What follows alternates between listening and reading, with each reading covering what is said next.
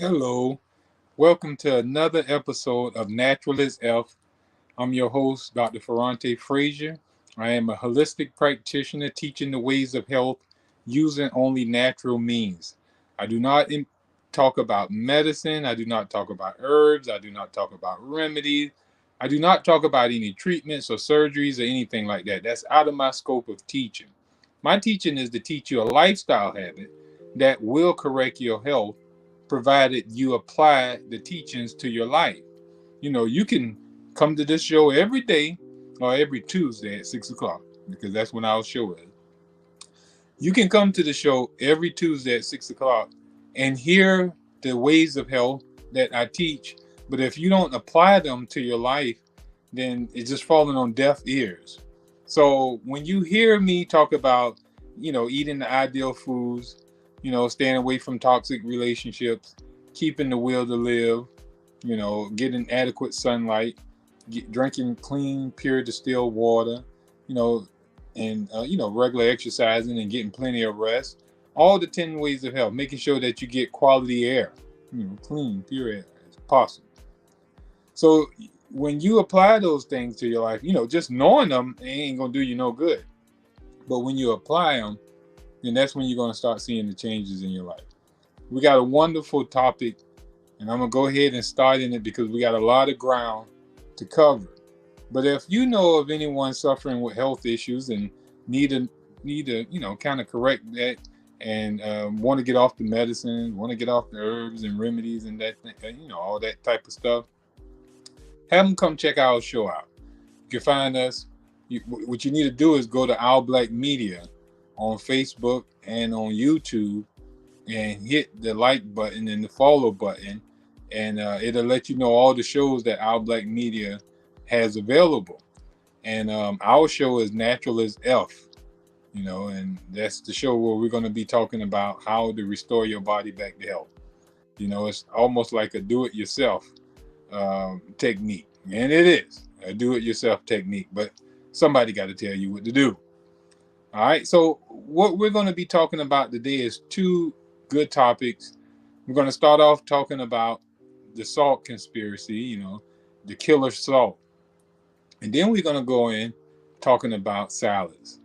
All right, so those two are some very key points on how to make ourselves healthy.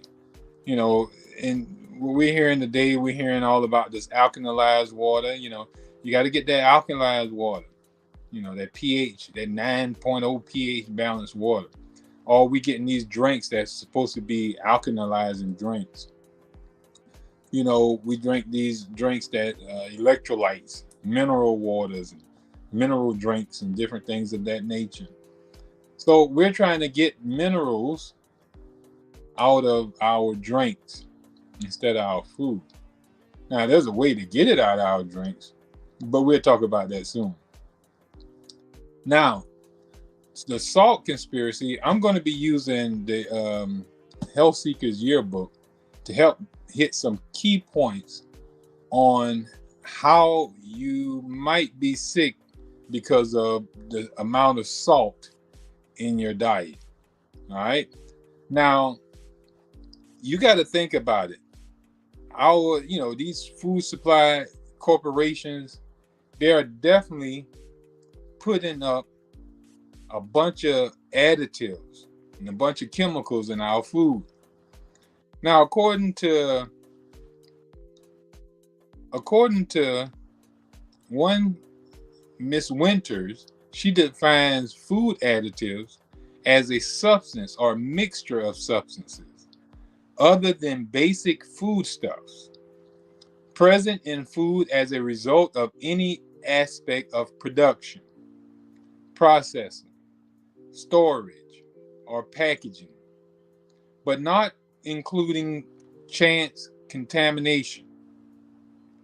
Now, Natural Hygiene further defines a food additive as a protoplasmic poison. Now, listen to that word, protoplasmic poison.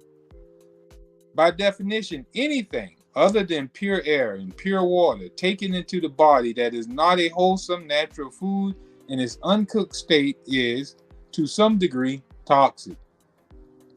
And the man-made chemicals laced into the food are as far away from a natural food as you can get.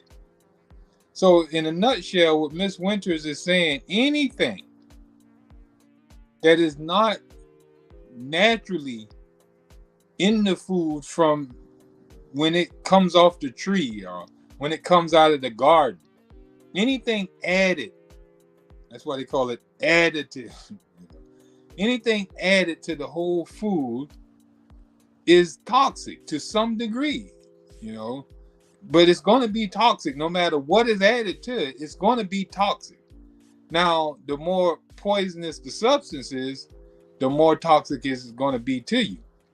You know, we know, marijuana is toxic, but it's not as toxic as cocaine, and it's not as toxic as heroin.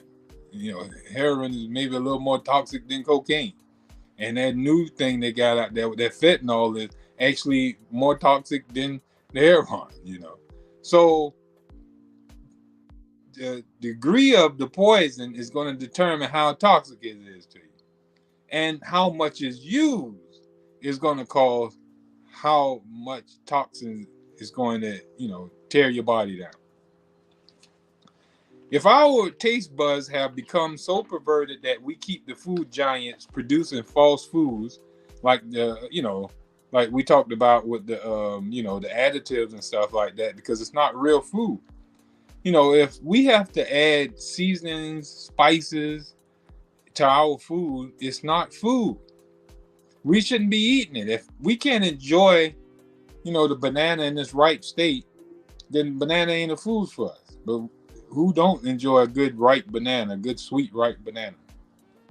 Who don't love luscious grapes, strawberries, the watermelon, the pineapple, all those flavors that are in the fruit taste so great and good that we don't have to add anything to it.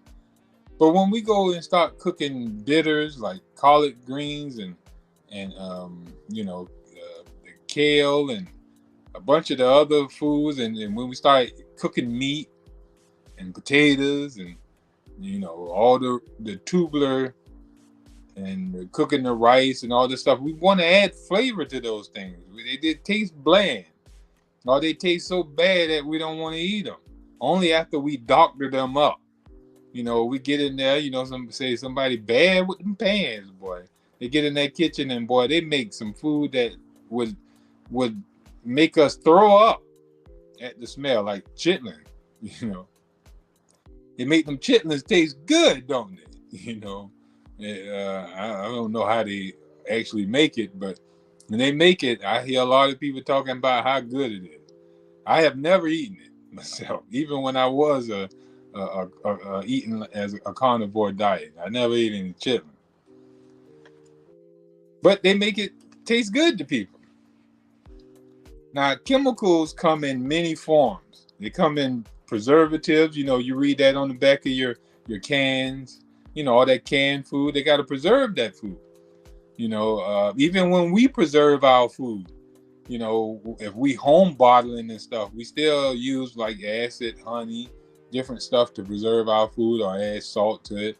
So all those things, we're going to listen in a minute what they do. But preservative, buffers, neutralizers, moisture content controls, coloring agents, flavorings, physiologic activity controls, bleaching and maturing agents, stabilizers, processing aids, nutrition supplements, and who knows what else. So let's look at some of those things that are being added to our foods. Preservatives, like we said, is something to preserve the food, where the food don't rot, break down, So they got to mummify it, in other words. Mummify is a preserve. How you going to preserve something? You gotta kill the enzymes in it. And the enzymes is the life of the food. But as long as the enzymes are living, the enzymes are active, breaking the food and ripening the food up. It's going to start decomposing the food. Like when the animal die, natural enzymes start eating eating the animal away where it can decompose. That's the decomposition process. But to not let it break down, you have to preserve it, mummify it, put some embalming fluid in it or something like that. So buffers, neutralizers, moisture content controls, coloring agents, to make that meat look beautiful, you know what I'm saying? Because, when the meat die, when the animal die, it start turning colors just like us. When we die, we start turning colors too. We don't look that same color that we is. But we got to make sure that the meat that we're eating is still appealing to the eyes. So we put, red colors, red dye in it and stuff like that to make it look rosy red. Flavorings, we got to enhance the taste of this stuff because normally we wouldn't eat no meat unless it got flavor to it. You know what I mean? Nobody want. How many of us will go out there and jump on the back of a cow and, we like T-bone, so we'll go pull a spinal cord out because that's what the T-bone is the spine of the cow. And we pull that out and we go sit down and eat it without cooking it, without seasoning it, with no pepper and onions and none of that stuff. We just going to start biting it, bloodied up and all type of stuff going on. It wouldn't be appealing to us. So we have to change that to make it appealing. And it have to go through so many stages. It got to go through the cooking. It got to go through the flavor enhancers. We got to put the salt, the pepper, the adobo, and other flavorings on it to enhance it. Way, oh man, that steak tastes great, right? Right. We also got bleaching and maturing agents. Like we bleach our flour and stuff like that to turn it white. We even bleach our sugar to turn it white as well. All those stuff is still on the food, so you got to think about that, and we ingesting those things, and the body cannot make use of bleach. It can't make use of those flavorings. It can't make use of the coloring agents. It can't make use of the preservatives or the buffers. So those things are being ingested in our body and they're poisonous. So they're all protoplasmic poison, meaning that they go in the cell and kill and destroy the cell. Go straight to the cell and destroy the cell, right? So that's a protoplasmic poison. Now, although all chemical additives are totally toxic and unnecessary, by far the most dangerous and insidious preservative used in the SAD diet or the standard American diet, or the world's most dangerous foods, is sodium chloride, otherwise known as ordinary table salt. And most of us, we use table salt all the time in our food. We not even just in cooking. When it gets to the table, we pour it on our food. We pour it in our grits. We season up our vegetables with it. It is dangerous because it uses precipitates and or aggravates a number of salt pathologies. Because we have been conditioned to confuse the sodium chloride, known as salt, table salt, with the naturally occurring sodium in food. So our foods create sodium, but then there's sodium chloride that we use for table salt.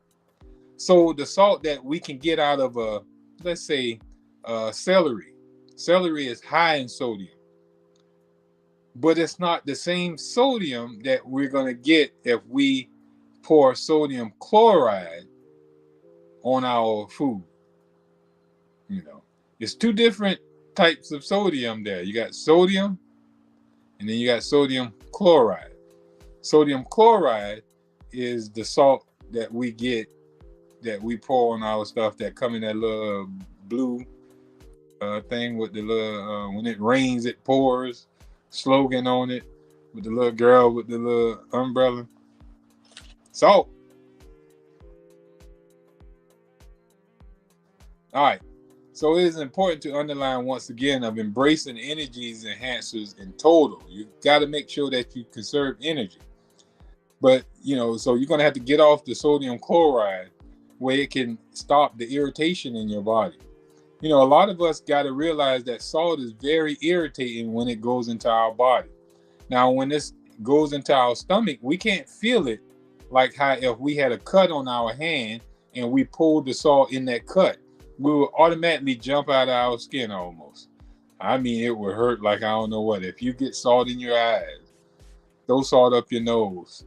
In any, you'll say, opening, or and it get to, even when it's on our skin, it irritates us. But inside, it's very irritating because there's more nerve endings. Now in the stomach, there's less nerve endings. So that's why we don't feel the burning, irritating sensation when we are on a high salt, diet. Some of us, we use salt as a drug. We get nauseous or something else going in our body. We douse ourselves with some salt. Now, what is the salt doing? Is the salt helping with nausea? Is the salt correcting some headaches or whatever? No. The salt is so poisonous that the body have to send extra blood to the stomach to deal with this excessive, salt. It also have to send all this water that way. So any condition that was going on in your body have to take second step. You have to back up a little bit. And the body have to deal with this protoplasmic poison before it can deal with whatever was causing your headache, whatever was causing the nausea. They gotta take back seat. All that stuff gotta take back seat, and the salt have to come up front. The body is gonna, deal with the salt. And once it, deal with the salt, but just how the body acts upon the salt. It is convenient to use the term water retention and water attracting. It said that the body, retain water when you on a high salt diet. But everyone can kind of grasp this idea. We all learned that we should cut back on our salt because salt retains water. But to be exact, salt does not retain water. It's the body using water to dilute the salt. It's a difference in how I said that. Salt don't retain the water. The body retains the water to dilute the salt. So it almost sounds like the same, but it's the body that is the actor. As long as salt is there, the body will hoard water where it can dilute that salt because that salt is very irritating. So let's look at a very interesting fact. For persons just receiving, this information about salt for the very first time, the following statement will sound incredible, all right? 1 ounce of ingested salt holds 3 quarts of water. 1 ounce of ingested salt holds 3 quarts of water. 1 ounce of ingested salt holds 3 quarts of water. Now, what does that mean? Are 6 pounds of excess bodily water and fluids. So when you're on a high salt diet, most of your pounds could very well be your, this water being held in your body. So the body have to hold on to 6 pounds of water to suspend the salt in a solution to keep it from being so irritating. The more you dilute that salt, the less irritating it is. With it just being with no water, it's going to cause your body to be irritated like crazy. So the body will constantly have you thirsty when you drink that. Eat that salt. It's going to have you drinking more, and you're not going to be urinating as often because your body is going to have to hoard that water to dilute the salt. And the kidneys is the only organ that can get rid of the salt. That's why you see people urinate it out, and it'll be burning as they urinate, wondering why they on fire. But also, out through the skin, and have a bunch of itching, irritation on the skin, burning sensation and stuff as it's coming out of your pores. A lot of people see where they, out there on the basketball court, running or whatever, and a person who's on a high salt diet, you'll see those people with salt rings around their shirt. They have a white film over their body where the salt is done came out of their body. But the kidneys can only get rid of so much at a time. So until it can get rid of it, it have to, dilute it and put it in out of the way areas. It can't have it pooling around the brain because it's going to irritate the brain to death. It can't pool around the heart or the lungs. It's going to irritate those organs to death. So the body, is so wise and try to survive and thrive even under our, unhealthy lifestyle and the unhealthy habits that we make it bear. But, it'll put it in out of the way areas, such as fatty tissues, joint areas, just out of the way. But in those areas, if you think about it, it's usually a lot of times in the legs and arms. Farthest away from the internal organs in the mid area in the core. So what's happening? Most people are, have edema going on in their body, a bunch of swelling, fluid on the on the legs and arms and stuff like that. And you got to think they're hurting. They're talking about their legs are tender, it's paining, they're suffering, all because of this fluid built up in their tissues, in their legs and in their arms and hands. Now, if we think about salt water, the salt is inside your body, and here it is, water is now diluting that salt. So when the water comes to the salt, it dilutes it and the salt dissolves in the water. And it, makes it less irritating. However, let's look at this. Everybody know during Thanksgiving, they have a turkey that they gonna cook. They're gonna bake. You usually have turkey for Thanksgiving. Now, the women usually soak their turkey in brine. Now, a lot of us do that even with chicken. You probably go to Church's Chicken and see they got a brine solution with their chicken in there all day long. And some of this stuff you get in the bags out of the grocery store, your meat is soaking in brine. Now, what is brine? Brine is salt water. Maybe some other chemicals in there too to help break down and make the meat tender. But listen to that word we just said. That brine is to make the meat tender. So what is brine doing in our bodies when it's in our joints, when it's in our lower parts of our body, in our legs, in our arms?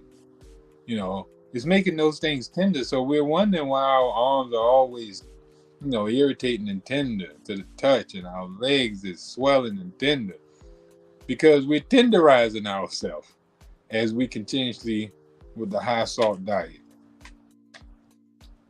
All right. Now, the health hazards of salt.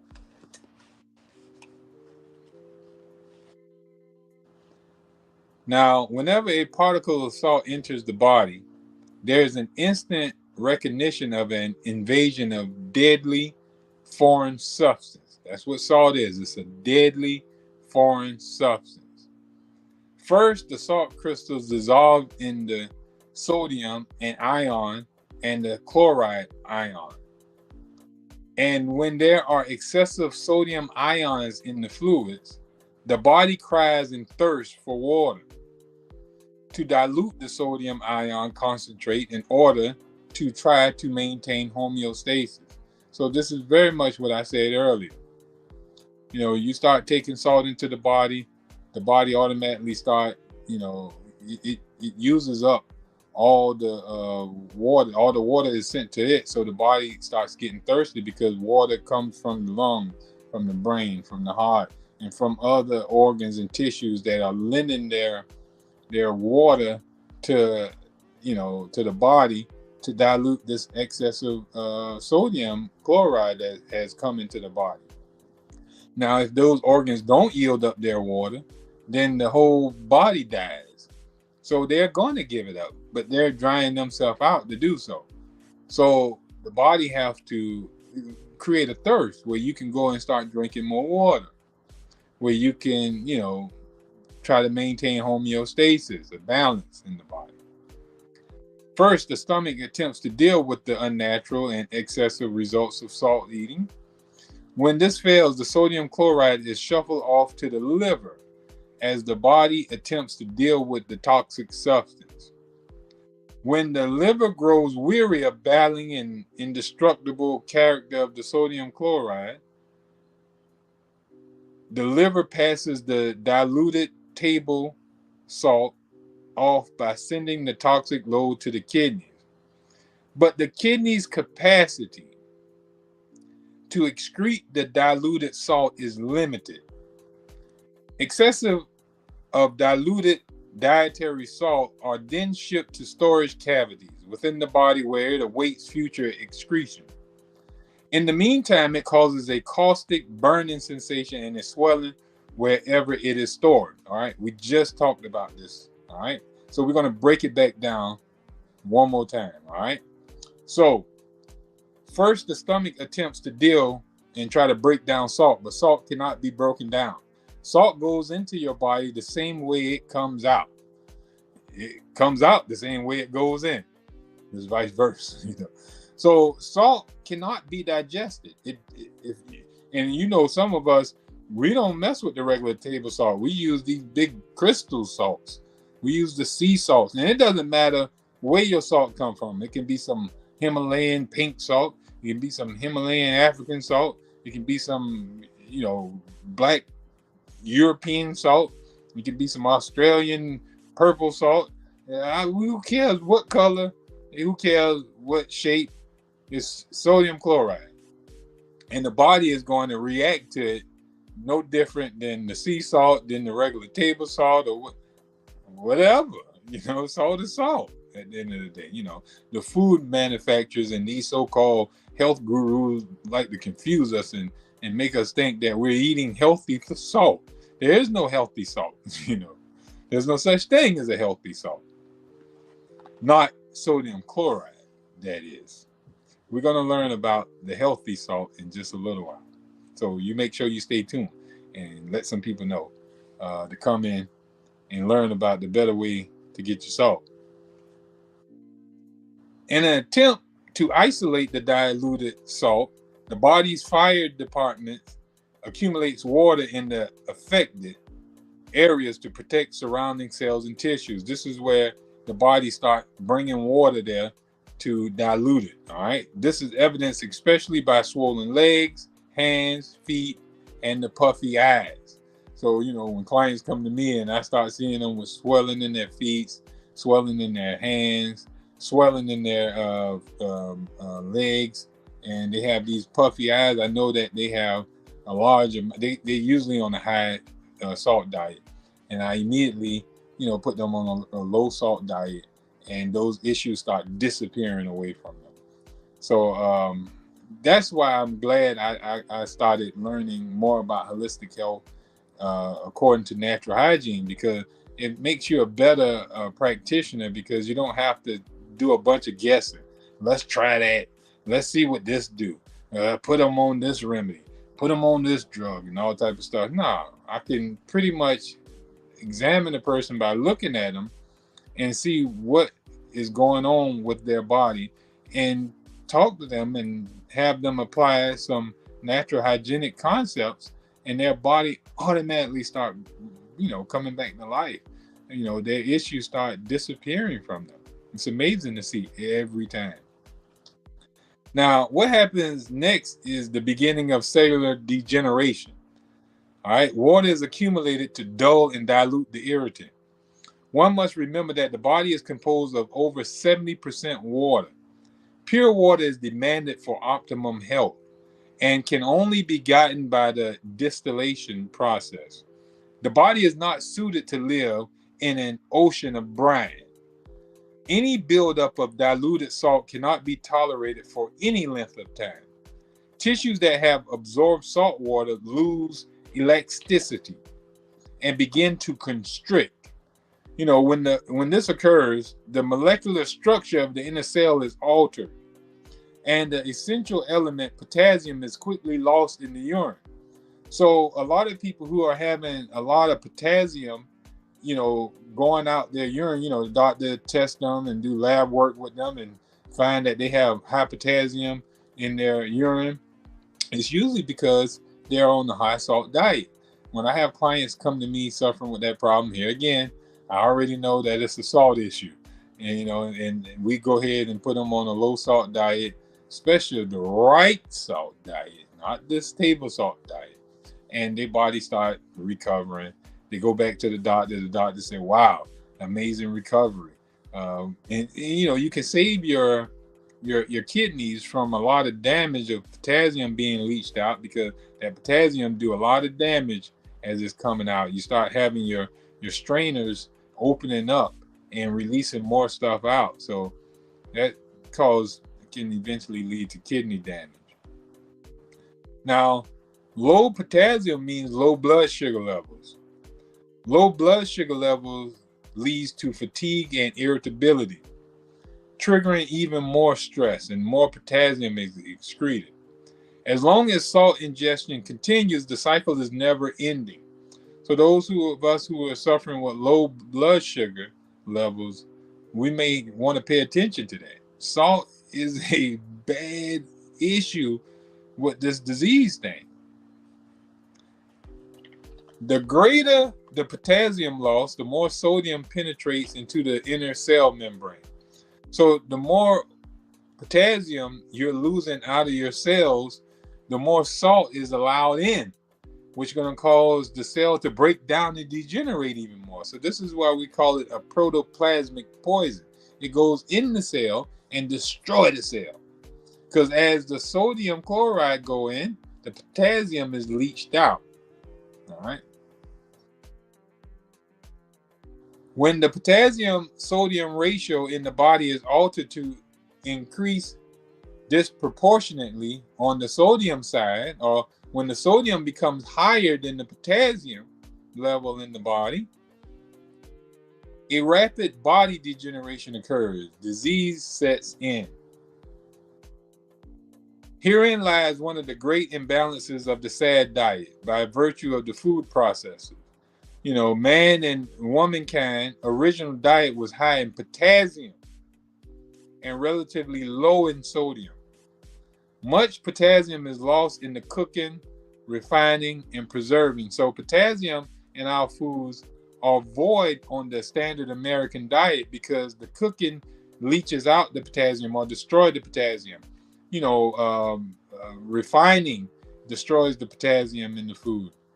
And it's a preserving. We preserve our food, we destroy the potassium too. And we add this sodium chloride to our cooked food, to our refined food, and to our processed food. And then when we eat these foods on a constant basis, we're even leaching out the potassium that we do have. All right. So this puts us in a bad situation. But now the SAD foods are now 20 to 30 and sometimes even 50 times higher in sodium, actually in sodium chloride, than the human being was ever intended to handle. The amount of salt that we're ingesting is way above the toleration point that the human body was designed to handle.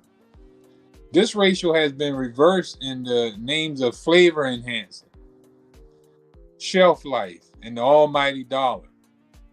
Consequently, a steady diet with the potassium sodium ratio, crooked, has precipitated and or aggravated a number of salty, you'll say, standard American diet sicknesses. Constricted blood vessels cause high blood pressure and eventually strokes. Oxygen-starved blood vessels are the forerunners of anemia and atrophy of the lungs.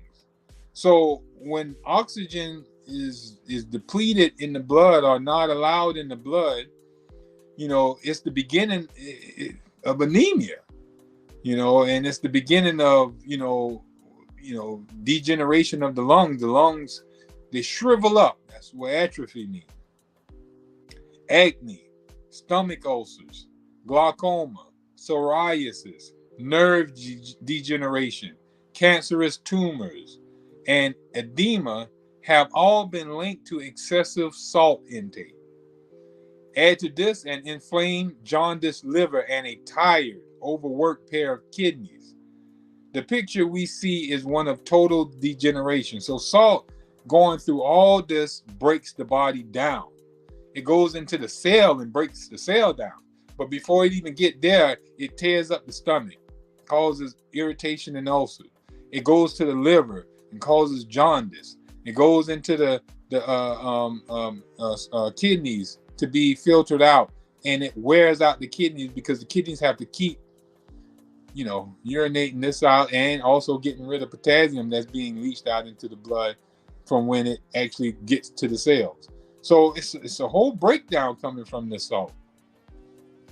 The worst is yet to come. The greatest harm done by the presence of salt in the body is the cardiovascular system. A severe enough potassium deficiency caused by excessive salt intake will cause the muscles, the valves, and arteries along the entire coronary route to adapt by shrinking, calcifying, and scarring, all of which ultimately destroy tissue integrity. This can finally turn into congestive heart failure. It is no wonder death by heart disease is the leading cause of death in the United States. So excessive salt by the potassium leaking out of the body in the urine is a major contributor. It is all linked to cardiovascular disease because it weakens the muscles. The heart can't beat right. No constriction. So it's restricted. Your calcification buildup. All this going on. Now, what exactly is the daily dosage on the SAD diet today? 1/4 teaspoon holds 534 milligrams of salt. 1/4 teaspoon, a quarter teaspoon, holds 534 milligrams of salt. Americans ingest an average of 4,000 to 6,000 milligrams of inorganic, which is sodium chloride, toxic salt daily. Heavy users ingest as much as 10,000 milligrams of salt daily. A heavy user is someone who eats the standard American diet and who uses the salt shaker with each meal. No amount is light, since any amount is toxic. So it's toxic, period. Even if there were in the form of sodium instead of sodium chloride, it is 20 to 30 times more than the body needs. And since it is in the form of salt, sodium chloride, it is not only not used by the body, it is a poison to cellular life. That's the protoplasmic poison. It is a poison to cellular life. It goes and destroys the cell by extracting out all this potassium and irritating the cell to, make the cell loose and weak. This is a half to a full ounce or more per day. So this is a half to a full ounce or more per day.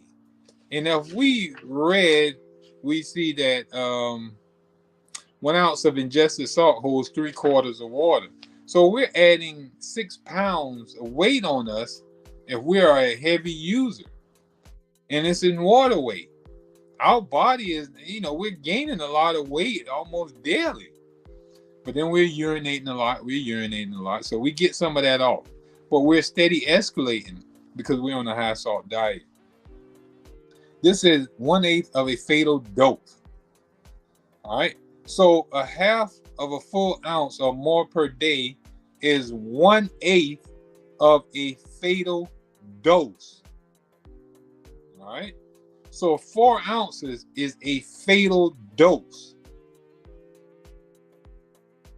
An estimated 15% of this daily 4,000 to 10,000 milligrams comes directly from the salt shaker. You see people get their grits and different stuff and throw some salt on it. They salting the eggs.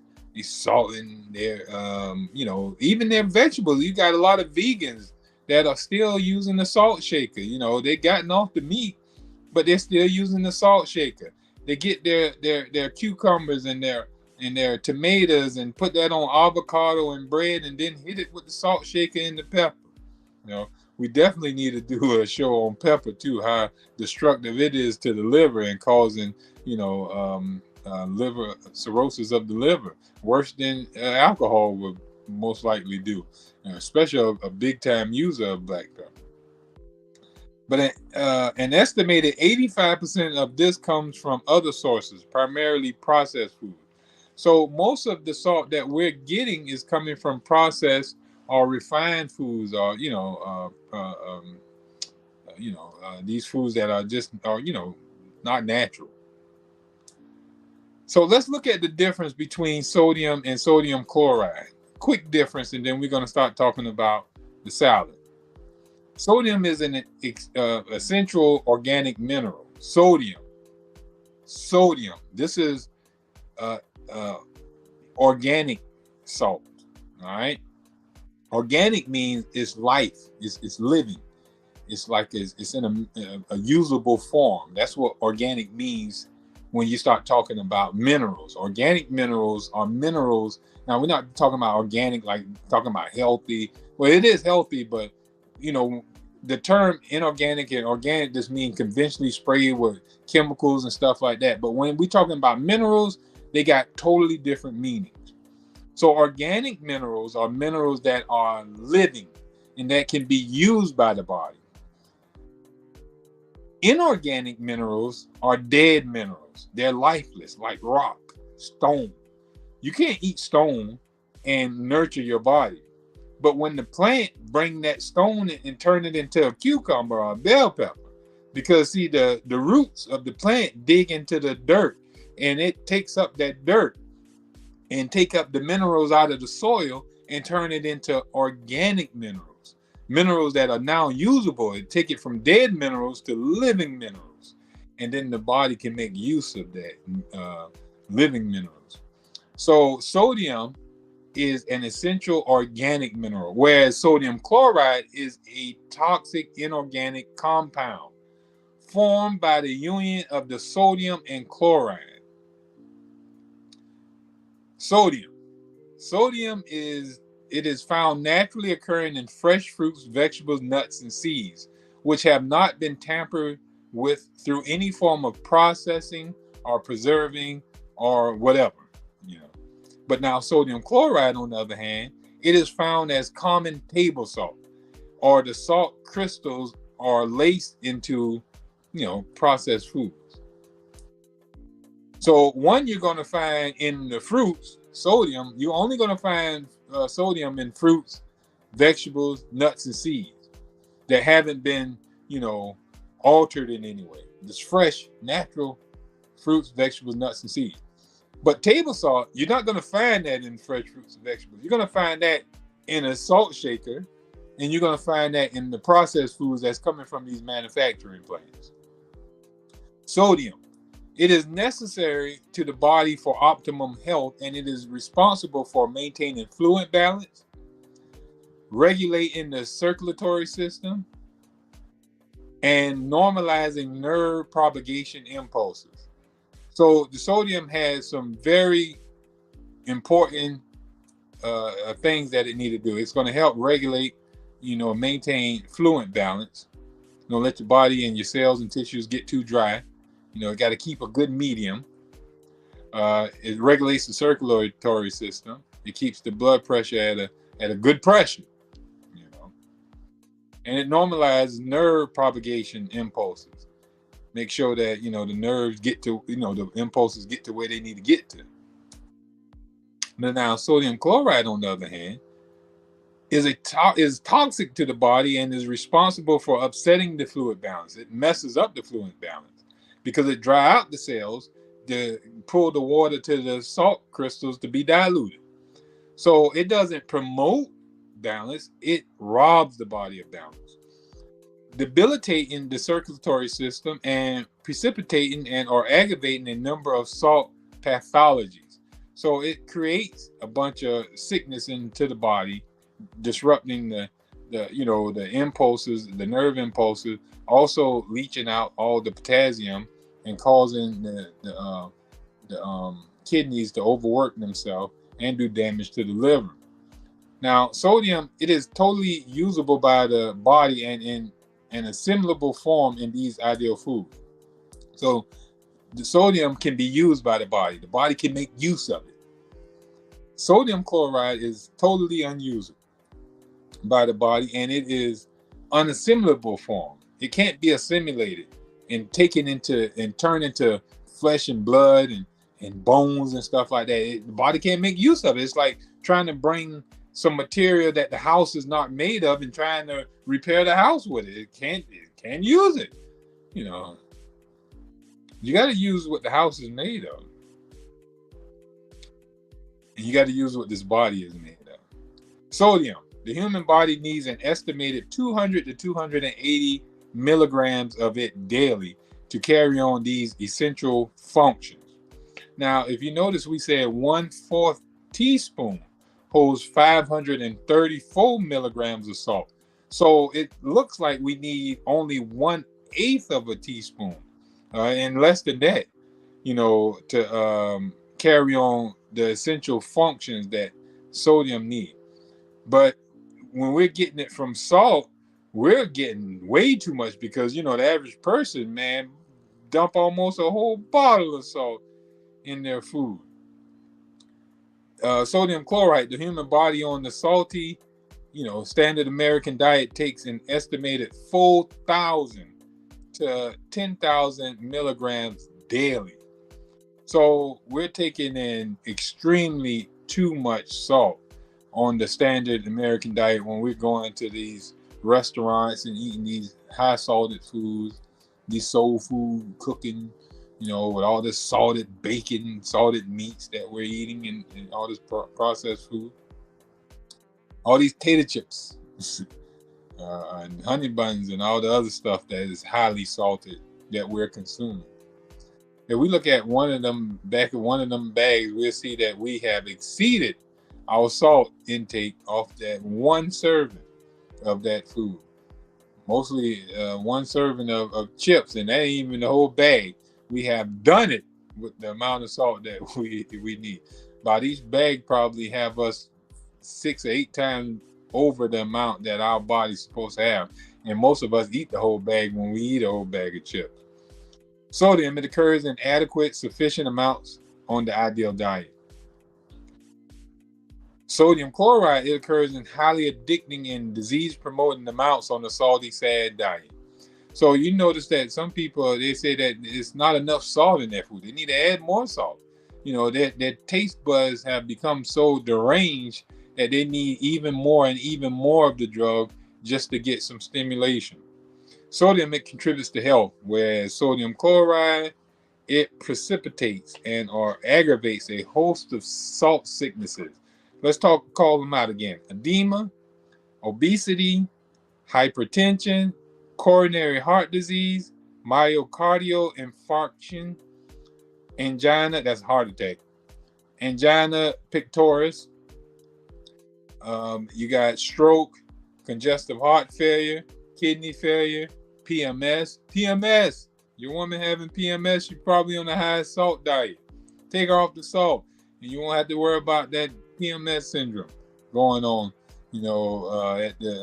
every month, and you have to be in the doghouse. Manic depression, it'll run you crazy, and on and on. All right. Now,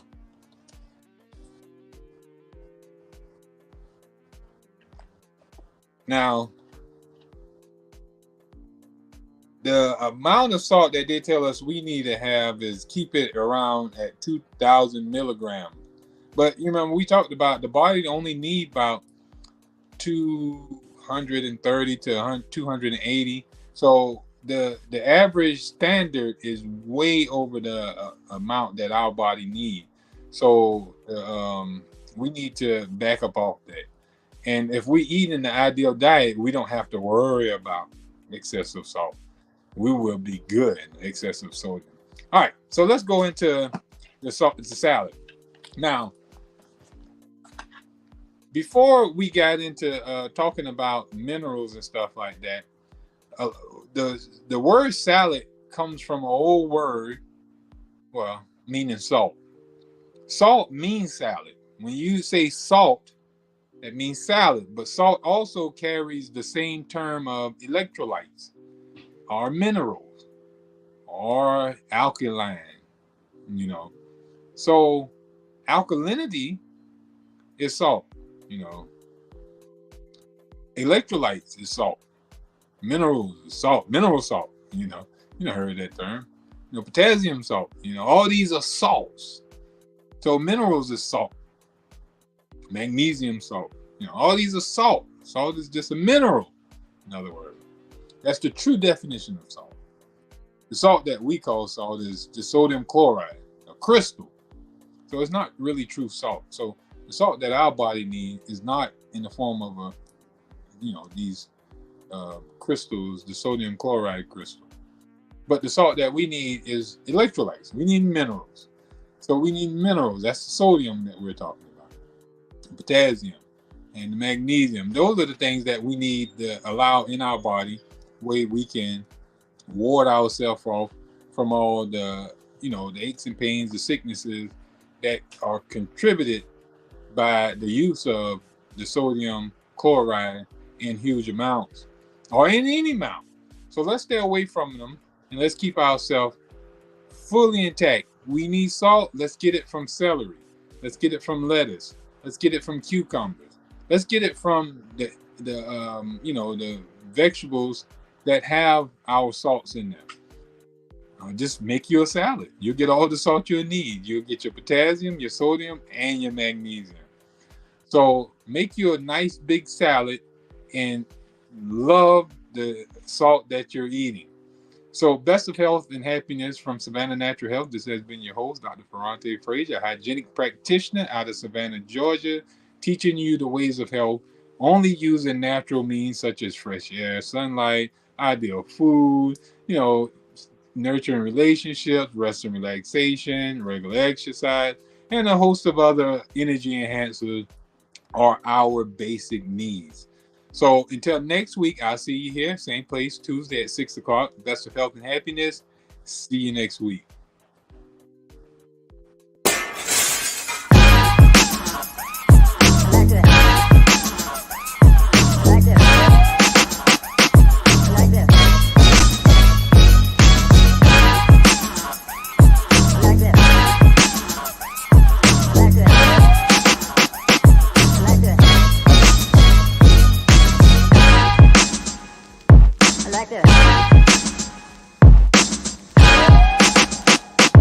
Like this.